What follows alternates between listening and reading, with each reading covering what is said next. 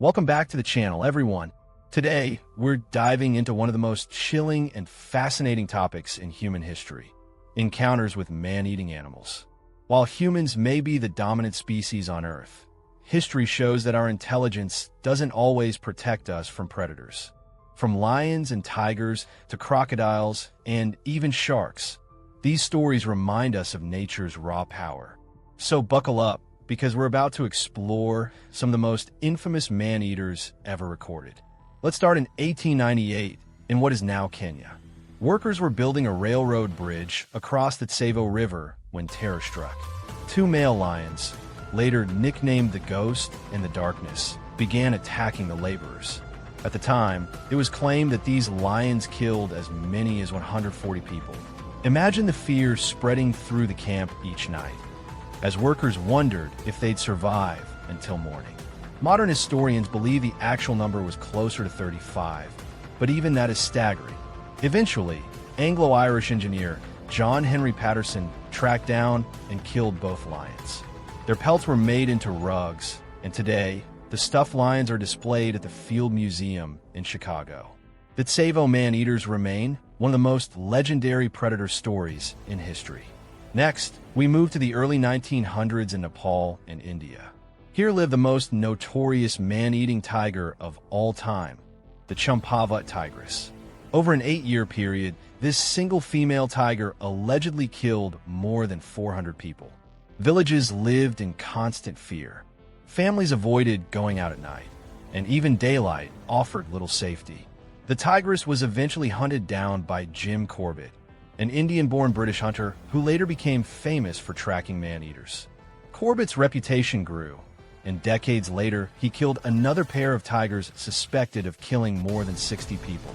His writings about these hunts remain classics in wildlife literature. The Champawat Tigress is remembered as the deadliest big cat in recorded history. Tigers weren't the only big cats to terrorize communities. In the early 1900s, India also faced the Leopard of the Central Provinces. This leopard was responsible for nearly 150 deaths, most of them women and children. Unlike lions or tigers, leopards are stealthy hunters, able to slip into villages under cover of darkness. The Leopard of the Central Provinces became infamous for its cunning and persistence. Eventually, it was shot dead, ending a reign of terror that had lasted for years. This story highlights how even smaller predators can become devastating threats when circumstances align. Of course, not all man-eater stories come from the land. In July 1916, a series of shark attacks off the coast of New Jersey shocked the United States. Over the course of 2 weeks, 4 people were killed and 1 injured. The victims included 2 men swimming at resorts, an 11-year-old boy named Lester Stillwell, and his would-be rescuer, Stanley Fisher. Panic spread, and local fishermen launched a shark-killing spree. They eventually caught a 7-foot great white shark, suspected of being the culprit. But here's the twist. Experts now believe the attacks were carried out by more than 1 shark. These events inspired Peter Benchley's novel Jaws in 1974, which later became Steven Spielberg's blockbuster film. The story cemented sharks as one of the most feared predators in popular culture. Now let's talk about a surprising predator, the sloth bear. In 1957, near what is today Bengaluru, India, a bear dubbed the sloth bear of Mysore was thought to have killed 12 people and injured twice that number. Unlike lions or tigers, sloth bears aren't typically man-eaters. But this particular bear was unusually aggressive. Some victims were even partially eaten. Eventually, hunter Kenneth Anderson killed a bear in the area, though it's unclear if it was truly the culprit. Modern experts believe the attacks may have been carried out by multiple bears, not just one. Still, the legend of the sloth bear of Mysore remains a chilling reminder that danger can come from unexpected places. Finally, we arrive at one of the most terrifying predators still alive today, Gustave the crocodile. This massive Nile crocodile has haunted Burundi's Ruzizi River and the northern shores of Lake Tanganyika since the 1980s. Believed to be more than 18 feet long, Gustave is said to have killed over 300 people. His size alone makes him nearly impossible to capture. Several attempts have been made, including traps and even military involvement, but Gustave always escaped. In 2004, PBS released a documentary about him, bringing his story to international attention.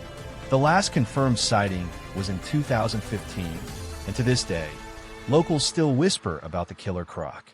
Whether Gustave is alive or not, his legend continues to grow. Now, not all big cats are man-eaters. Take the cheetah, for example. Cheetahs are carnivores, but they don't typically prey on humans. Instead, their diet includes birds, rabbits, young warthogs, and a wide variety of antelope species like springbok, impala, gazelle, and kudu. These prey animals provide the energy cheetahs need for their high-speed chases. Unlike lions or tigers, cheetahs rely on speed rather than strength, making them one of the most specialized hunters in the animal kingdom. So what do these stories teach us? They remind us that despite our dominance, humans are not invincible. Throughout history, predators have occasionally turned the tables, showing us the raw power of nature. From the Tsavo lions to Gustave the crocodile, these man-eaters have left behind legends that continue to fascinate and terrify us.